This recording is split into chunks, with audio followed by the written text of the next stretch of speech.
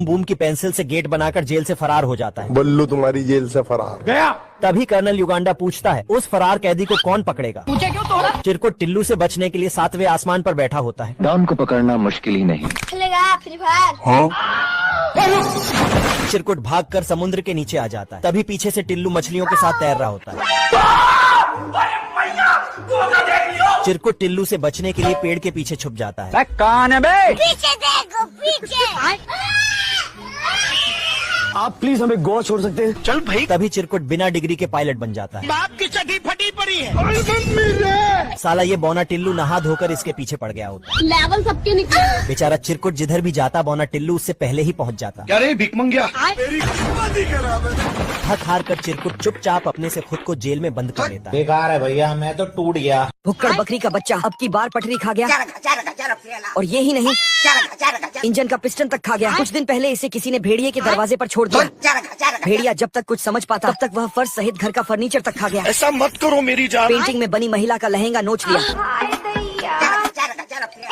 और सब कुछ खाते खाते भेड़िया का तंबू चबा गया। अब भेड़िए के पास सिर्फ लाल लड़कियों वाली लेगी ही बची है। हाँ भैया।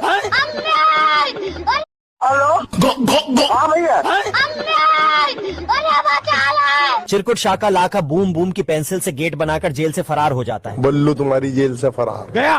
तभी कर्नल युगांडा पूछता है उस फरार कैदी को कौन पकड़ेगा। पूछे क्यों तोड़ा? चिरकुट टिल्लू से बचने के लिए 7वें आसमान पर बैठा होता है। डॉन को पकड़ना मुश्किल ही नहीं। खेलेगा फ्री फायर।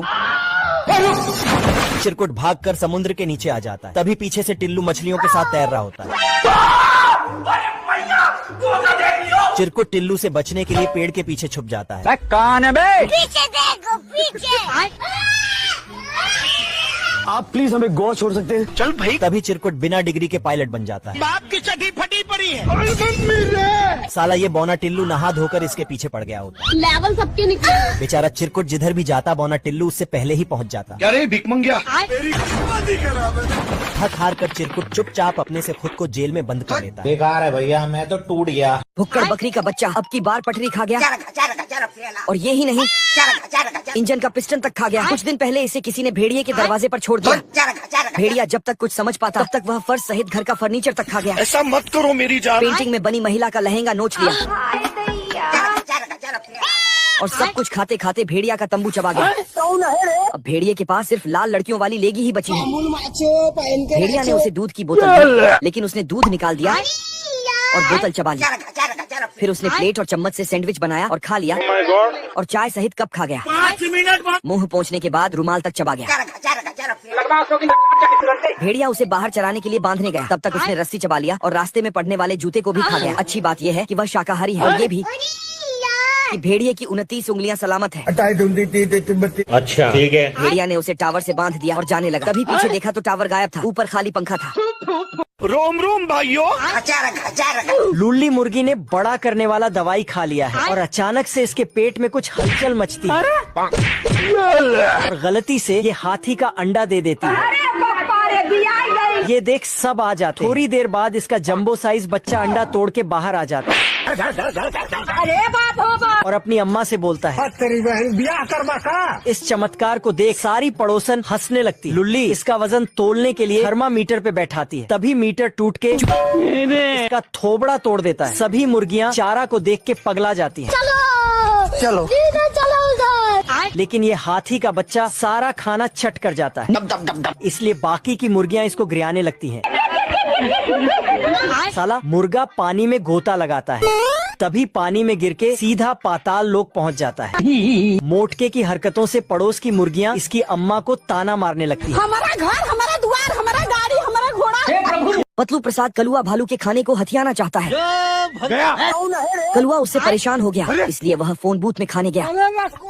लेकिन पतलू प्रसाद टेलीफोन की टोटी से निकलकर हेलो। कलुआ की रोटी खा गया। 5 मिनट। कलुआ ने उसकी नरकसी पकड़कर बड़वा। टोटी से निकाला और जंजीरों से बांधकर ताला लगाकर अब देख तू। लकड़ी से ठोक कर खाई में फेंक दिया। लेकिन पतलू प्रसाद के पास हर चीज का सॉल्यूशन था और वह पात की तरह निकल गया। है मुझसे कोई स्मार्ट। फिर पतलू प्रसाद ने देखिए धगाएं काट रही है हमको। दूरभाष यंत्र से कलुआ को पिकनिक पर जाते देखा माल आ गया। तो उसने रास्ते में फ्री की खाने वाली जगह बना दी। फिर क्या कलुआ ने अपनी चादर बिछा दी। पतलू टेबल के नीचे से सब कुछ खा रहा था। जूस पिला दो। आखिरकार पतलू सामने आया रुको जरा। और कलुआ को जादू दिखाया और बेवकूफ बनाकर डोनट खाया और तंबाकू छिड़क कर मुर्गी को निगल गया। क्योंकि मैं जानता हूँ। अभी बता दे भाई। बिल्ले के मुंह का निवाला सिल गटक जाती है। अजीब जानवर है। ये देख बिल्ला चूहे को गटकने चल देता है। क्या रे भिख मंगिया, क्या देख रहे हैं? बिल्ला सिल को पैसे की बोरी समझकर पकड़ लेता है कुछ चाहे तो और चूहे के झोली में डाल देता है। जैन दोस्तों। तभी चूहा इसी झोली से लोहे को ढक देता है। साले को बम से उड़ा दूंगा, एक बार हाथ में आ जाए तो। ये क्या हो गया? छोटा सिल बिल्ले से बचने के लिए बिजली के खंभे पर चढ़ जाता है। आजा। देखा आपने लापरवाही का नतीजा। इतने में बांगड़ बिल्ला साइकिल से इसका पीछा करने लगता है। अब तू गया बेटा। ये देख सिल इसका फ्यूचर मोड़ देता है। ये कैसे हो गया है? तभी बिल्ला टायर काट कर सिल का अब्बा बन जाता है हेलो गाइस, सनी लियोनी। और चूहे को ठोक कर सिल का सिल तोड़ने का प्लान बनाने लगता है। बाबू पर बाहर आते ही बिल्ले को सिल समझकर सर्कस वाले उठा ले जाते हैं गया। और इस बांगड़ बिल्ले से भोंपू बजवाने लगते हैं। हे प्रभु। मुर्गी अपने कोठरी से झांकी बाहर देखा। आजा। एक छिछोरा कीड़ा उसे खाने के लिए बुला रहा था। बाबू आपने खाना खाया? वाह, जैसे ही बाहर गई एक भालू ने उस पर हमला किया। सपने देखना अच्छी बात। समय रहते मुर्गी ने अपनी इज्जत छुपा ली। एक बड़े मुर्गे ने मुर्गी को पटाने की कोशिश की एक नंबर के छिनरा।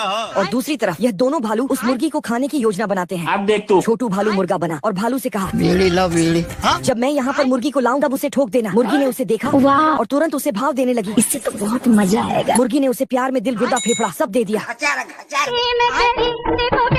रुक तेरे को बता दे। लेकिन समय रहते मुर्गे ने उसे रोका और मुर्गी से कहा, मैं तुम्हारा कसम हूँ। मैं तो जाऊंगी, जमाना थूकेगा। फिर मुर्गी टट्टी का बहाना बनाकर वहाँ से चली गई। तब मुर्गे ने उस भालू की खबर ली। भालू ने उसे जूते मार मार के रॉकेट से बांध दिया और उसे आग लगाने वाला था। तभी मुर्गी बोली, अपनी कसम की चिता में मैं आग लगाऊंगी। अच्छा। और आग लगा दी। मुर्गा उड़कर धरती की दूसरे हिस्से में गिरा। बतख गुस्से में आता है और पेड़ को जड़ से काटने लगता है। वह पेड़ गिरने ही वाला था कि गिलहरियों ने फिजिक्स का नियम ही पलट डाला। ये सब क्या देखना पड़ रहा है? बतख जाता है और पेड़ के ऊपर उछलने लगता है और उसको पानी के रास्ते से गोदाम की तरफ लेकर जाता है। इतने तेजस्वी लोग हैं हमारे पास। वह दोनों भी टोकरी में बैठकर जाते हैं रोम रोम भाइयों, और हथौड़े से पानी का रास्ता ही बदल देता है। ऐसा मत करो मेरी जान। बतख जाकर अपनी गाड़ी को बचाने की कोशिश करता है मगर पेड़ उसे पीछे से धर देता है छोड़ो मुझे जाने दो। और दोनों गिलहरी उसमें पत्थर सरका देता है। वह पेड़ डायनामाइट लेकर उसके पीछे पड़ जाता है और बतख घर का सारा सामान हटाकर दूसरा दरवाजा खोल देता है। अरे तू जा रही, ये क्या बात करता है यार? मगर वह पेड़ रिटर्न आकर उसके घर को दिवाली की पटाखे की तरह फोड़ देता है। इस दुनिया में जानवर